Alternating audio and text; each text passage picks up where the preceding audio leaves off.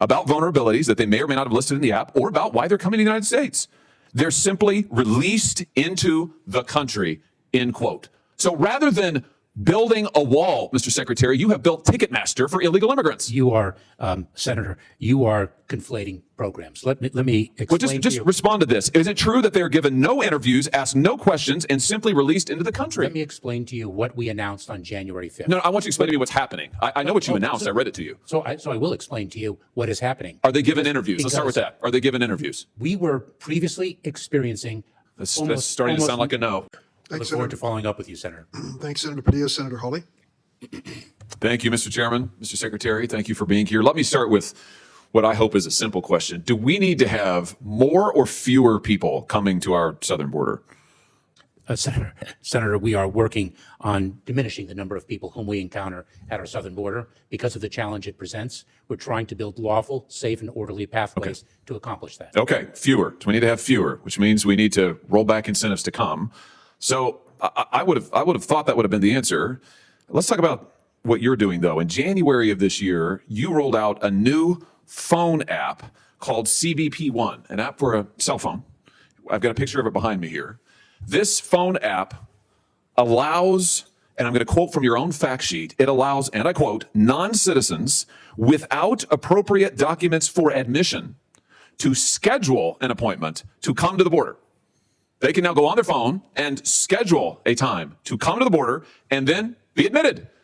And you identified 7 separate border points of entry where they could come. 5 of them in Texas, 2 of them in California, 1 in Arizona. It's like a concierge service for illegal immigrants. My question is, you didn't think the border crisis was bad enough that now we're going to have an app that allows illegals to schedule their appointments and come and be admitted to this country? Senator, you're mischaracterizing the use of the application. Let me explain it to you. We are currently enforcing the public health order of Title 42, and I know you're very familiar with it. There is a process for individuals who claim an exception to the Title 42 expulsion authority because of an acute medical condition. Well, let's talk about this app. If I may finish, an urgent humanitarian reason. So instead of them coming in between the ports of entry to claim that urgent medical condition, that extraordinarily acute humanitarian cause, we allow a limited number to arrive at our ports of entry and seek the emergency relief that they need. Schedule. You allow them. Let's be particular about And what I you do. should say that the CBP One app was not unveiled for the first time on January 5th of this year. Oh, no, but you changed it. You made it available on January 5th to the illegals themselves. You don't have to be a lawyer to use it. You don't have to be a member of a non-governmental organization. Anybody can download the app and use it on their phone. And for the first time, you allow them to schedule appointments. Now, let's talk about what actually happens when they come to the border. It's interesting. You characterized this when you rolled it out as an application for applying for asylum. But nowhere on the app do you actually require the illegal migrants to apply for asylum or to claim asylum or anything about asylum. And in fact, when they then get to the border, you don't ask them questions, you don't do interviews, you just release them. Here's the Texas Monthly, not a notable conservative outlet, who reports, and I quote, "At no point does the app ask users, are you seeking asylum? Those arriving for the CBP One appointments are given no interviews, asked no questions about vulnerabilities that they may or may not have listed in the app or about why they're coming to the United States. They're simply released into the country," end quote. So rather than building a wall, Mr. Secretary, you have built Ticketmaster for illegal immigrants. You are, Senator, you are conflating programs. Let me explain Well, just respond to this. Is it true that they're given no interviews, asked no questions, and simply released into the country? Let me explain to you what we announced on January 5th. No, I want you to explain to me what's happening. I know what you announced. I read it to you. So I will explain to you what is happening. Are they given interviews? Let's start with that. Are they given interviews? We were previously experiencing. That's starting to sound like a no. Well, let's just hone in here. Mr. Secretary, my time is very limited. I don't mean to interrupt you, but I want to drive to some clarity here. The Texas Monthly has reported that once illegal immigrants go on their phone and reserve their time to come to the border, once they use your concierge service that you've created for them, when they come, they are given no interviews. They are asked no questions about any vulnerabilities. They are simply released into the country. Is that happening? Senator, you are mistaken. And if I may explain. Are they given interviews? If I may explain, individuals who seek parole under our January 5th program for Cubans, Haitians, Nicaraguans, and Venezuelans are screened and vetted before they arrive at our border.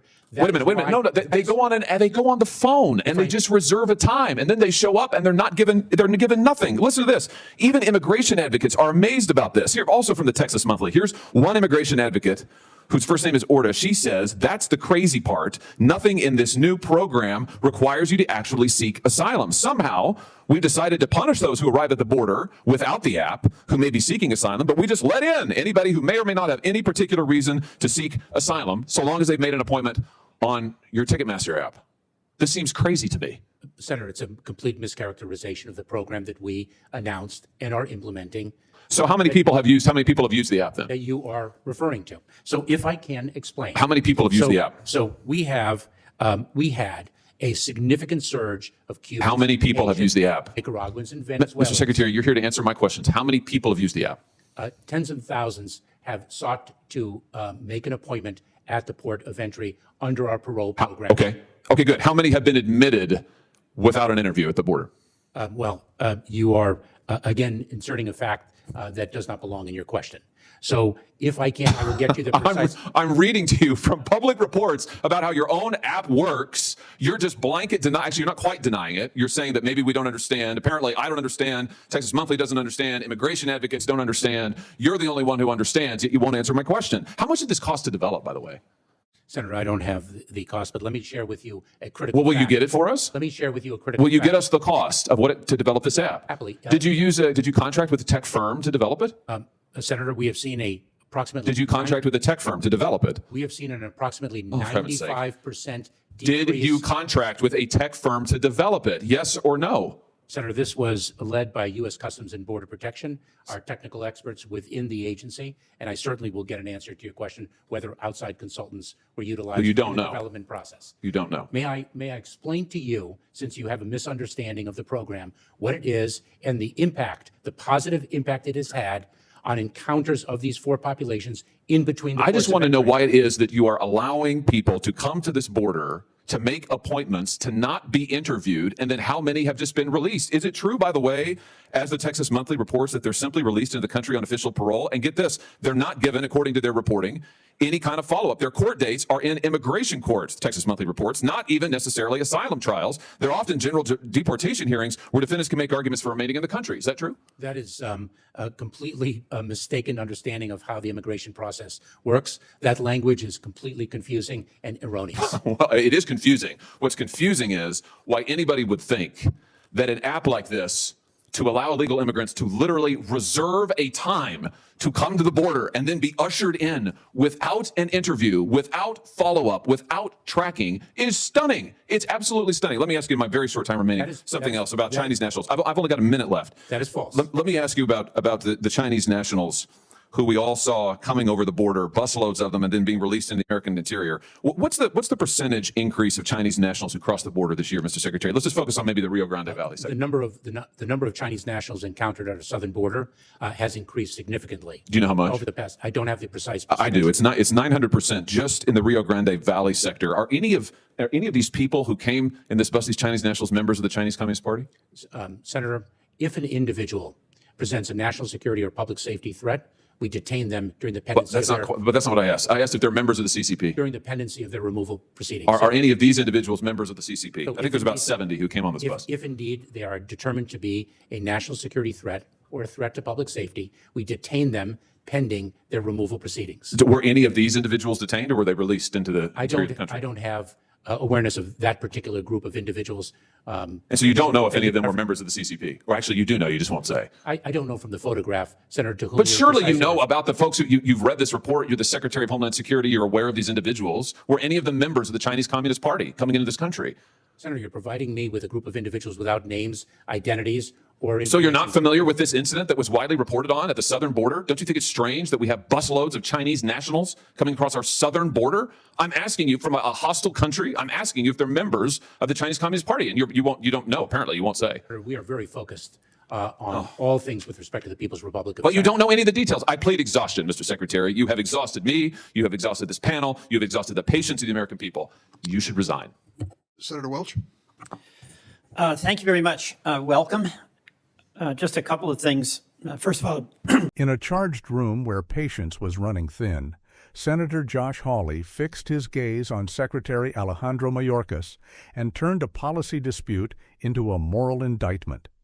He held up the image of a phone screen like a piece of physical evidence, the CBP One app, and recast technology as a doorway flung open.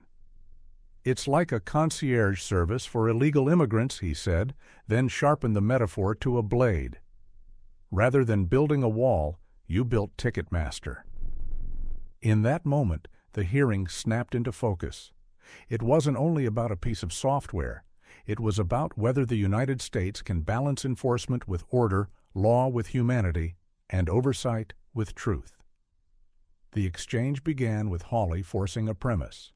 Fewer crossings mean fewer incentives, so every lever should reduce arrivals.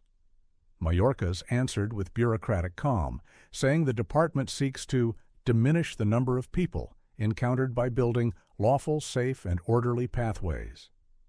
But Hawley wasn't asking about theory.